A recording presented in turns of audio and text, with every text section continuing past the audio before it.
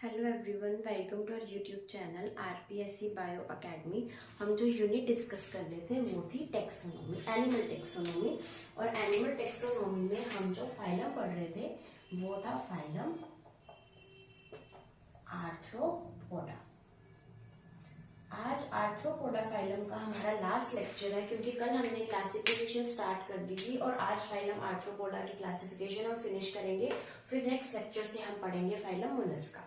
अगर हम बात करें आर्थ्रोपोडा की, तो कल जब हमने क्लासिफिकेशन पढ़ी थी तो हमने इसके 6 सब फाइलम पढ़े थे। ऐसा इकलौता फाइलम हमने पढ़ा जिसके हमने सब फाइलम्स तक पढ़े, क्योंकि इतना डाइवर्स है। जैसे हमने इसकी फिजियोलॉजी देखी थी तब भी हमने देखा था कि रेस्पिरेशन के भी बहुत सारे ऑर्गन्स पाए जाते हैं अलग अलग एनिमल्स में, अलग अलग ऑर्गन्स। एक्सक्रीशन के अंदर भी हमने यही देखा था कि बहुत सारे डिफरेंट ऑर्गन्स यहाँ पर पाए जाते हैं। तो ये एनिमल ये फाइलम बहुत बड़ा है, बहुत डाइवर्स है। इस वजह से हमने इसके ऊपर इतने लेक्चर्स भी बनाए हैं और हम इसको आज खत्म करने जा रहे हैं। अब आगे वाले जो हमारे फाइलम आएंगे वो बहुत ही छोटे आएंगे, इसके बड़े जितने फाइलम नहीं आने वाले। तो अगर हम बात करें आर्थ्रोपोडा की, तो आर्थ्रोपोडा के अंदर हमने 6 सब फाइलम्स पढ़े थे। उसके अंदर हमने 5 सब फाइलम तो डिस्कस कर लिए थे। हमारा एक ही सब फाइलम रहता था, मैंडिब्यूलेटा। आज हमने डिस्कस करना है सब फाइलम मैंडिब्यूलेटा। कल जब हम कैलिसिलेटा फाइलम को डिस्कस कर रहे थे, कैलिसिलेटा सब फाइलम को, तो हमने एक स्ट्रक्चर बनाई थी कि इसके अंदर कुछ इस तरीके के कैलिसिले स्ट्रक्चर इसके अंदर पाई जाती है। उसी तरीके से अगर हम बात करें मैंडिब्यूलेटा सब फाइलम की, तो इसके अंदर भी स्ट्रक्चर पाई जाएगी जिसे बोला जाता है मैंडिबल्स। कल जब हमने कैलिसिले डिस्कस किया था तब भी हमने बोला था कि अपेंडेजेस या फिर इसकी जो लेग्स हैं, या हम अपेंडेजेस बोल सकते हैं, वो मॉडिफाई होकर उसने ऐसी स्ट्रक्चर बनाई थी कैलिसिले जैसी स्ट्रक्चर। यहाँ पर भी अपेंडेजेस जो है वो मॉडिफाई होकर उन्होंने क्या बनाए हैं, उन्होंने बनाए हैं मैंडिबल्स। मैंडिबल्स हमारी बॉडी में भी पाए जाते हैं। मैंडिबल्स जो होते हैं वो हमारे जबाड़े को कहा जाता है, जो जबड़ा होता है इसे बोला जाता है मैंडिबल। तो मैंडिबल का काम क्या है? मैंडिबल का काम हमारी बॉडी के अंदर है टू क्रश द फूड, ठीक है, टू कट द फूड, यानी फूड को क्रश करना, फूड को कट करना। उसी तरीके से मैंडिबल्स का यहाँ भी यही काम है, फूड को क्रश करना, फूड को कट करना। क्या उसके अलावा भी मैंडिबल्स का कोई काम है? तो यहाँ पर इसका काम आता है डिफेंस के अंदर। ये डिफेंस के अंदर भी हेल्प करता है कौन? मैंडिबल। तो मैंडिबल्स की प्रेजेंस की वजह से इस सब फाइलम का नाम क्या पड़ा? मैंडिब्यूलेटा। ठीक है, अब इसके अंदर कितनी क्लासेस आती हैं? इसके अंदर आती हैं 4 क्लासेस। ठीक है, पहली क्लास आएगी क्रस्टेशिया। ये वही क्रस्टेशिया क्लास है जिसके कल हमने लार्वा पढ़े थे, जो कि बहुत इंपॉर्टेंट थे। उसके बाद इसके अंदर आएगी चीलोपोडा। उसके बाद आएगी डिप्लोपोडा और 4th क्लास आएगी इंसेक्टा या हेक्सापोडा। इंसेक्टा या फिर हेक्सापोडा। तो ये 4 क्लासेस इसके अंदर आएंगी, क्रस्टेशिया, चाइलोपोडा, डिप्लोपोडा और इंसेक्टा या फिर हेक्सापोडा। अब इसके अंदर जो चाइलोपोडा और डिप्लोपोडा है, इन दोनों क्लासेस को अगर हम इकट्ठा करें तो इसे बोला जाता है माइरीपोडा। यानी Myriapoda includes both the classes Chilopoda and Diplopoda. इन दोनों क्लासेस को मिलाकर क्या बोला जाता है? माइरीपोडा बोला जाता है। तो पहली है क्रस्टेशिया, जिसे हम थोड़ी देर में डिस्कस करने वाले हैं। फिर है चाइलोपोडा, डिप्लोपोडा और इंसेक्टा, इससे भी हम थोड़ी देर में डिस्कस करने वाले हैं। सबसे पहले हम डिस्कस करते हैं चाइलोपोडा एंड डिप्लोपोडा को। अगर हम बात करें क्लास चाइलोपोडा की, तो चाइलोपोडा के अंदर आते हैं सेंट्रीपीड, ठीक है, और इसके अंदर आते हैं मिलीपीड। सेंट्रीपीड्स एंड मिलीपीड्स, इन दोनों के अंदर क्या फर्क है सेंट्रीपीड और मिलीपीड के अंदर? ठीक है, अगर हम बात करें सेंट्रीपीड की, तो यहाँ पर 1 पेयर ऑफ लेग्स पर सेगमेंट। यानी अगर हम इस सेंट्रीपीड की बात करें तो उसके अंदर कुछ इस तरीके के सेगमेंट्स इस तरीके के प्रेजेंट होंगे। ठीक है, अब यहाँ पर क्या है कि हर एक सेगमेंट के अंदर 1 पेयर ऑफ लेग है, यानी एक लेग यहाँ पर आएगा, एक लेग यहाँ पर, एक यहाँ पर, एक यहाँ पर।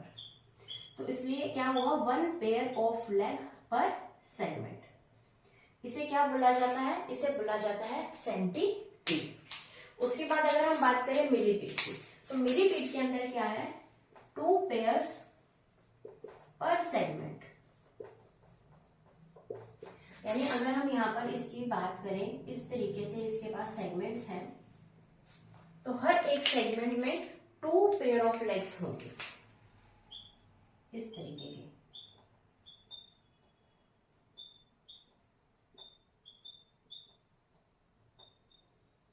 इस तरीके की स्ट्रक्चर होगी। यहाँ पर 1 पेयर ऑफ लेग पर सेगमेंट है, यहाँ पर 2 पेयर ऑफ लेग पर सेगमेंट है, ठीक है। उसके अलावा अगर हम बात करें तो जो सेंटीपीड होते हैं ये होते हैं पॉइजनस, यानी इनके अंदर पॉइजनस ग्लैंड्स या कुछ भी पॉइजनस चीज इसके अंदर पाई जाती है, लेकिन इसके अंदर कोई भी ऐसी चीज नहीं होती, यानी ये नॉन पॉइजनस होते हैं, ठीक है। इसके ये पॉइजनस होंगे, ये नॉन पॉइजनस होंगे। ये पॉइजनस तो होंगे, लेकिन ये खाएंगे किसको? ये खाएंगे कुछ स्मॉलर इंसेक्ट्स को।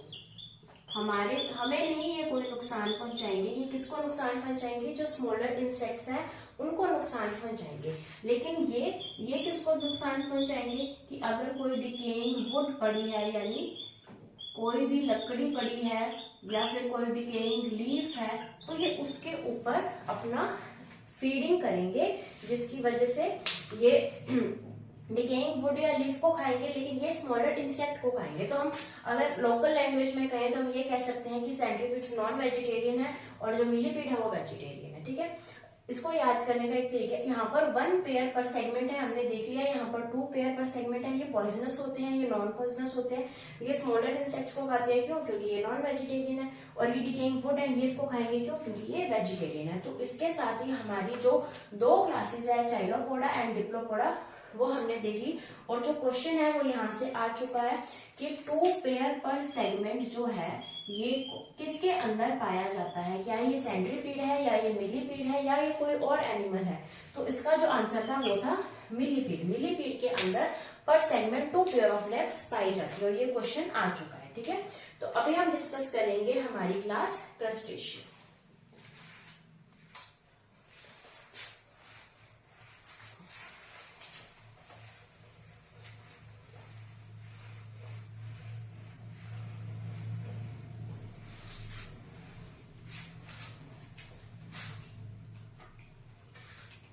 डिस्कस कर रहे हैं हम हमारी फर्स्ट क्लास क्रस्टेशिया। क्रस्टेशिया के अंदर कौन कौन से एग्जांपल्स आने वाले? क्रस्टेशिया का अगर हम वैसे मतलब समझेंगे इसको, क्रस्टेशिया के अंदर कौन से एनिमल्स को किस बेस पर रखेंगे?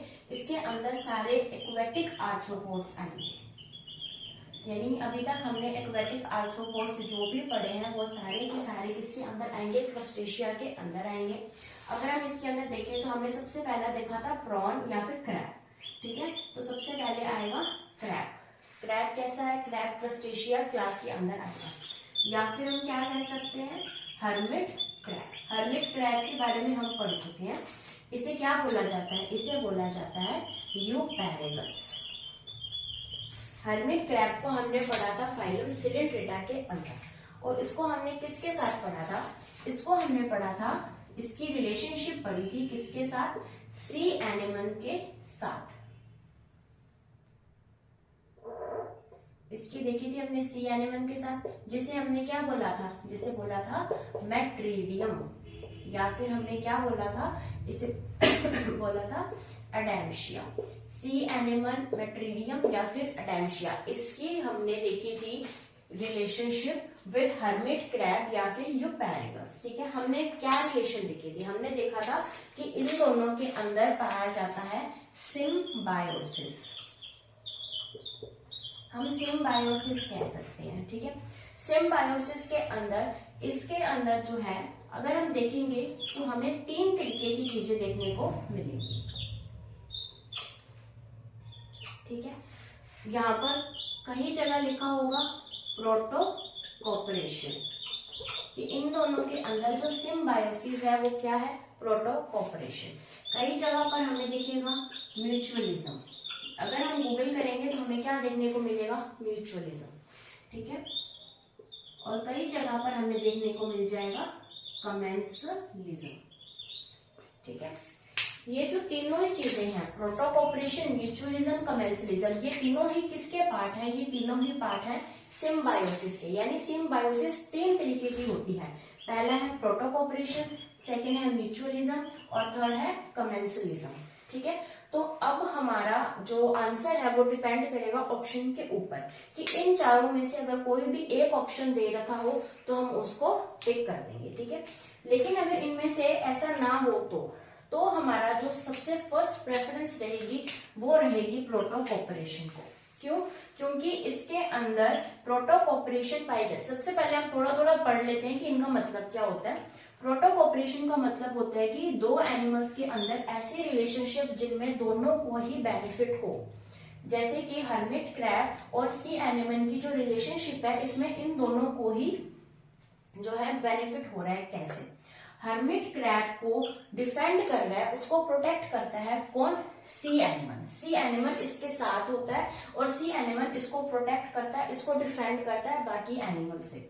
तो हर्मिट क्रैब क्या करेगा? इसको बेनिफिट क्या मिलेगा? इसको बेनिफिट ये मिल गया कि इसको प्रोटेक्शन मिल रही है। ये क्या करेगा कि जो सी एनिमल है ये चल फिर नहीं सकता, ये लोकोमोशन नहीं कर सकता। ठीक है, तो इसके खाने का इंतजाम कौन करेगा? Hermit crab. हर्मिट क्रैब क्या प्रोवाइड करेगा इसको प्रोवाइड करेगा फूड। क्यों? क्योंकि इसका लोकोमोशन है नहीं, तो उसको फूड कैसे प्रोवाइड हो? तो उसको फूड प्रोवाइड करवाएगा हर्मिट क्रैब। और इसको क्या हेल्प मिल रही? इसको हेल्प मिल रही है फूड की। और ये हेल्प क्या कर रहा है?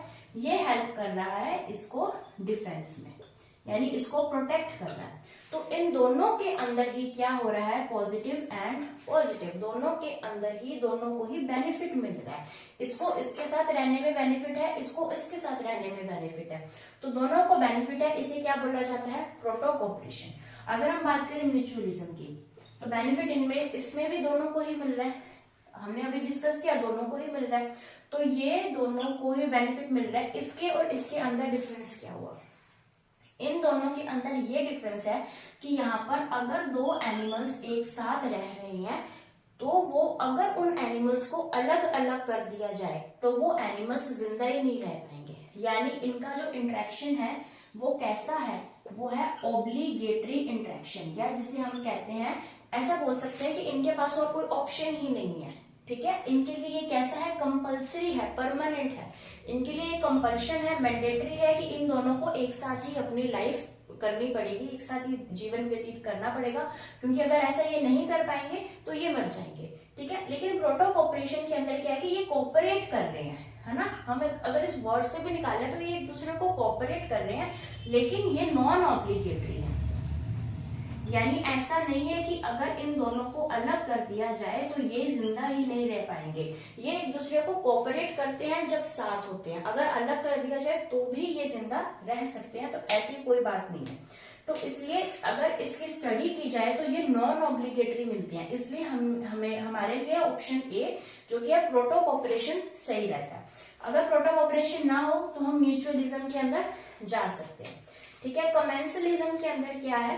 कमेंसलिज्म के अंदर होता है कि एक को तो बेनिफिट मिल रहा है, जो कि माना जाता है कि जो हर्मिट क्रैब है, जो सी एनिमल है, इसको तो मिल रहा है यहाँ पर प्रॉफिट। क्या प्रॉफिट मिल रहा है? इसको मिल रहा है फूड। ठीक है, लेकिन ऐसा माना जाता है कि हर्मिट क्रैब को ना ही कोई बेनिफिट हो रहा है ना ही कोई लॉस हो रहा है, यानी ये कैसा रह गया? ये रह गया अनअफेक्टेड। तो कमेंसलिज्म का मतलब क्या होता है कि एक को प्रॉफिट है, दूसरे को ना ही कोई प्रॉफिट है ना ही कोई लॉस है। ठीक है, इसे बोला जाता है कमेंसलिज्म।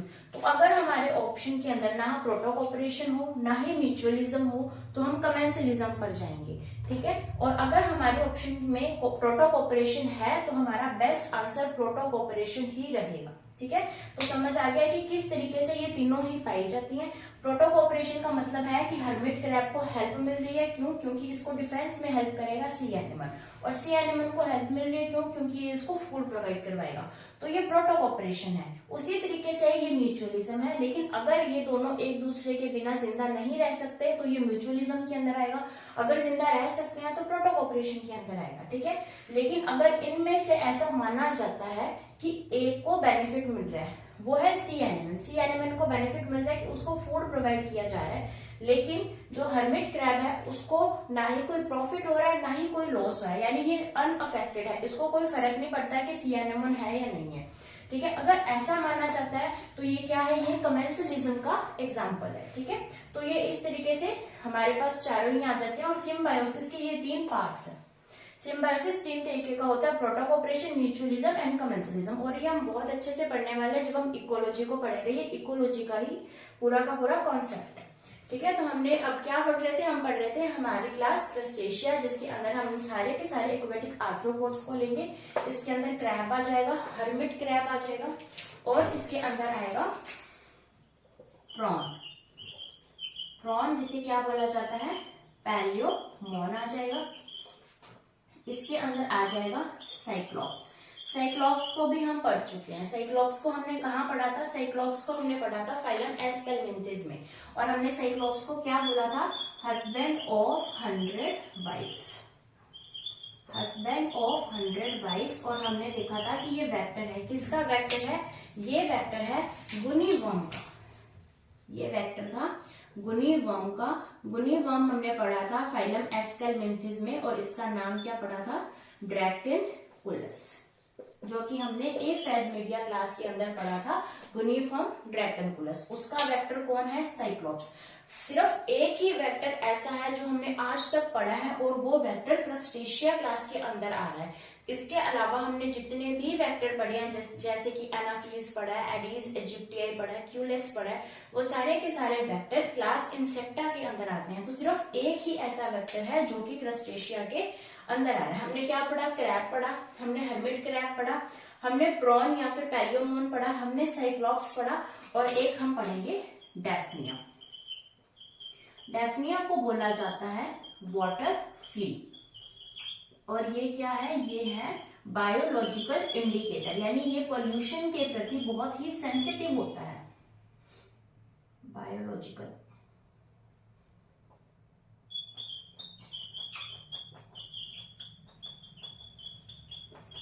ये पोल्यूशन के प्रति बहुत सेंसिटिव होता है। तो ये हमें इंडिकेट कर देता है वाटर के अंदर कि क्या यहाँ पर पोल्यूशन कितने अमाउंट में है, क्योंकि इसकी ग्रोथ डिपेंड करती है पोल्यूशन के ऊपर। तो ये एक बायोलॉजिकल इंडिकेटर की तरह वर्क करता है, इसे वाटर फ्ली कहा जाता है। तो ये हमने पढ़ा हमारी क्लास क्रस्टेशिया, जिसे बोला जाता है, जिसके अंदर सारे के सारे एक्वेटिक आर्थ्रोपोड्स आएंगे। उसके बाद हमने पढ़ा क्रैब, फिर हमने पढ़ा हर्मिट क्रैब। हर्मिट क्रैब को यूपैरेगस भी कहा जाता है, और ये रिलेशनशिप शो करता है सी एनिमन के साथ, जिसे क्या बोला जाता है, मेट्रीडियम या फिर अडेंशिया। इन दोनों के अंदर जो सिम्बायोसिस जो है रिलेशनशिप पाई जाती है। सिम्बायोसिस के 3 पार्ट्स हैं, और तीनों ही पार्ट्स के अंदर हम इस एग्जाम्पल को ले सकते हैं। ठीक है, हर्मिट क्रैब जो है वो सी एनिमल को फूड प्रोवाइड करवाता है, और सी एनिमल इसे डिफेंस प्रोवाइड करवाता है। प्रोटोकॉपरेशन दोनों को बेनिफिट हो रहा है, लेकिन साथ में रहना जरूरी नहीं है। म्यूचुअलिज्म दोनों को बेनिफिट हो रहा है, लेकिन साथ में रहना जरूरी है। कमेंसलिज्म एक को तो बेनिफिट हो रहा है, और एक कैसा है, अनअफेक्टेड है। उसके अलावा प्रॉन या फिर पैलियोमोन, साइक्लॉप्स एक वेक्टर है जिसे बोला जाता है हस्बैंड ऑफ 100 वाइफ्स। किसका वेक्टर है, गिनीवॉर्म, जिसे क्या बोला जाता है, ड्रैकेनकुलस। डेफनिया को बोला जाता है वाटर फ्ली, जो कि क्या है, एक बायोलॉजिकल इंडिकेटर है। अभी हम पढ़ते हैं हमारी क्लास इंसेक्टा या फिर हेक्सापोडा।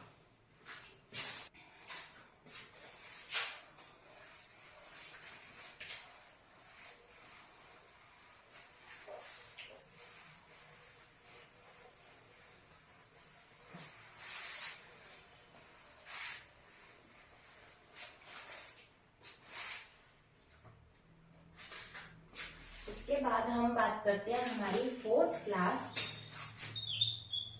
इंसेक्टा या फिर हेक्सापोडा। इंसेक्टा या फिर क्लास हेक्सापोडा। अब इसको हेक्सापोडा क्यों कहा जाता है, हेक्सा का मतलब होता है 6, और पैर का मतलब होता है लेग्स, यानी 6 लेग्स है, जिसे हम क्या बोल सकते हैं, 3 पेयर ऑफ लेग्स। और यहाँ पर विंग्स भी पाए जाते हैं, तो 2 pair of wings. 6 pair of legs and 2 pair of wings इसके अंदर हमें देखने को मिलते हैं। ठीक है, हमने बात की क्लास इंसेक्टा या फिर हेक्सापोडा की। अब इसको भी 2 सब क्लासेस में डिवाइड किया जाता है। ठीक है, अब 2 सब क्लासेस में डिवाइड करने का इसका जो बेस है वो है विंग्स, यानी ऐसे एनिमल्स होंगे जिसके अंदर विंग्स एब्सेंट होंगे, कुछ ऐसे एनिमल्स होंगे जिनके अंदर विंग्स प्रेजेंट होंगे। तो ऐसे एनिमल्स जिनके अंदर विंग्स एब्सेंट होंगे उन्हें बोला जाता है टेरिगोटा, और ऐसे एनिमल्स जिनके अंदर विंग्स प्रेजेंट होंगे उन्हें बोला जाता है टेरिगोटा। तो ए टेरिगोटा एंड टेरिगोटा, सॉरी इधर ए है, ए टेरिगोटा, इनके अंदर विंग्स एब्सेंट होंगे, इनके अंदर विंग्स प्रेजेंट होंगे। ठीक है, अगर हम बात करें ए टेरिगोटा जिनके अंदर जो है विंग्स एब्सेंट है, इसके अंदर एग्जांपल आएगा लेपिस्मा। लेपिस्मा को कहा जाता है सिल्वर फिश, लेपिस्मा या फिर सिल्वर फिश। उसके अलावा इसके अंदर एग्जांपल आएगा पेडिक्यूलस। पेडिक्यूलस क्या है? पेडिक्यूलस है ह्यूमन लाउस। ह्यूमन लाउस क्या है? ह्यूमन लाउस है कि जो छोटे बच्चों के सिर के अंदर जुएं पड़ जाती है, उस जुओं को क्या बोला जाता है? पेडिक्यूलस कहा जाता है। लाउस, लाउस सिंगुलर वर्ड है, इसका प्लूरल होगा लाइस, और ये क्या होती है? जू। जो बच्चों के सिर के अंदर जू होती है उसे बोला जाता है पेडिक्यूलस। हमने क्या पढ़ा? लेपिस्मा, हमने पढ़ा पेडिक्यूलस। उसके अलावा आएगा सीमेक्स। सीमेक्स क्या होता है? सीमेक्स जिसे हम बोल देते हैं हमारी लोकल लैंग्वेज में खटमल, सीमेक्स भी इसके अंदर आएगा। ठीक है, उसके अलावा आएगा ज़िनोप्सिला। ज़िनोप्सिला क्या होता है? ज़िनोप्सिला है, ये है एक वेक्टर। ये किसका वेक्टर है? Vector of plague. ये प्लेग का वेक्टर है और इसे बोला जाता है रैट बग। इसे रैट बग बोला जाता है और ये प्लेग का वेक्टर है। और ये किसके अंदर आएगा? टेरिगोटा के अंदर। इसके अंदर आएंगे लेपिस्मा जिसे बोला जाता है सिल्वर फिश, इसके अंदर आएगा पेडिकुलस जिसे कहा जाता है ह्यूमन लाउस, जो कि लाइस है हमारे, जो बच्चों के सिर के अंदर जूं पड़ जाती है। उसके बाद सीमेक्स जिसे खटमल बोला जाता है, ज़िनोप्सिला वेक्टर ऑफ प्लेग, और इसका कॉमन नेम क्या है? Rat bug. अब हम बात करते हैं टेरिगोटा की। टेरिगोटा के अंदर एग्जाम्पल आएगा एपिस डोरसेटा, हनी बी। ठीक है, इसके अंदर आएगा मस्का डोमेस्टिका। मस्का डोमेस्टिका आएगा हाउस फ्लाई। हमने कल वाले लेक्चर के अंदर इन दोनों के ही हमने देखे थे लार्वा, और वो लार्वा आपको कमेंट में लिखने हैं। ठीक है, उसके अलावा इसके अंदर आ जाएगा एनोफिलीज, एडीज इजिप्टाई।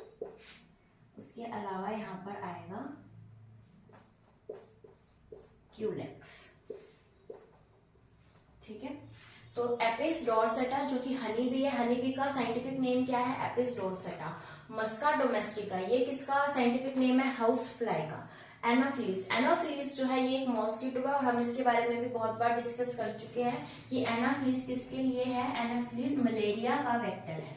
सारे के सारे वेक्टर कहां पर आएंगे? क्लास इंसेक्टा के अंदर, सिवाय एक के। एडीज इजिप्टियाई, ये किसका है? ये है डेंगू का। और जो क्यूलेक्स है, क्यूलेक्स किसका है? क्यूलेक्स है फिलियारिएसिस का, या जिसे एलिफेंटिएसिस भी कहा जाता है। ठीक है, उसका वेक्टर है। तो ये किसके अंदर आएंगे? ये आएंगे टेरिगोटा के अंदर। अभी टेरिगोटा के और भी एग्जांपल्स हम लिखने वाले हैं।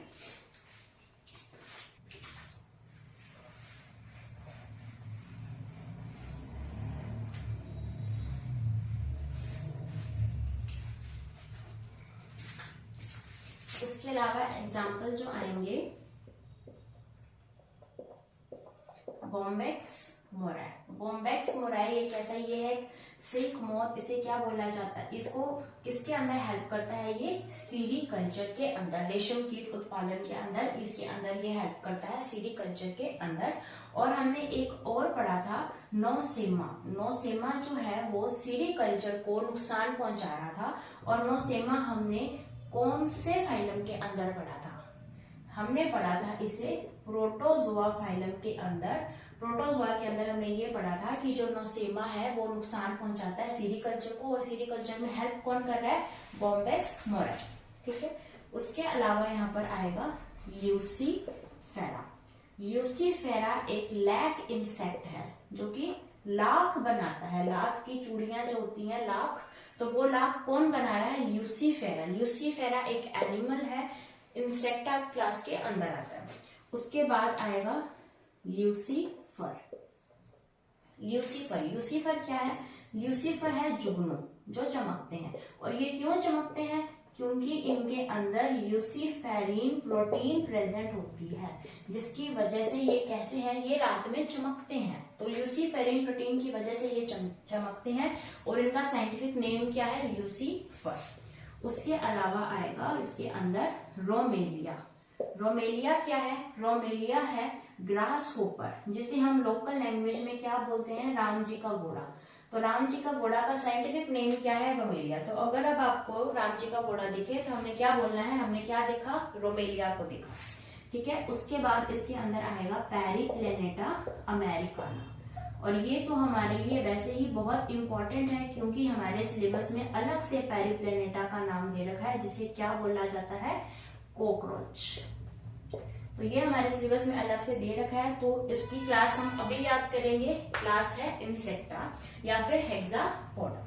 ठीक है, हमने क्या देखा, हमने देखा बॉम्बैक्स मोराई जो कि सीरीकल्चर में हेल्प कर रहा है, लेकिन सीरीकल्चर को नुकसान कौन पहुंचा रहा है, नोसेमा, प्रोटोजोआ फाइलम के अंदर आएगा।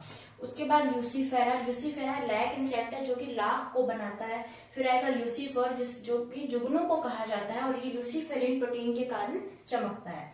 उसके बाद आएगा रोमेलिया। रोमेलिया क्या है, एक ग्रास होपर है जिसे राम जी का घोड़ा कहा जाता है।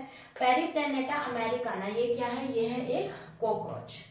ठीक है, तो इसके साथ ही हमारा जो फाइलम आर्थ्रोपोडा है वो खत्म होता है। तो अब हम नेक्स्ट लेक्चर के अंदर पढ़ेंगे फाइलम मोलस्का। तब तक आप वीडियो को लाइक कीजिए, हमारे वीडियो को शेयर कीजिए, और हमारे चैनल को भी सब्सक्राइब कीजिए। Thank you.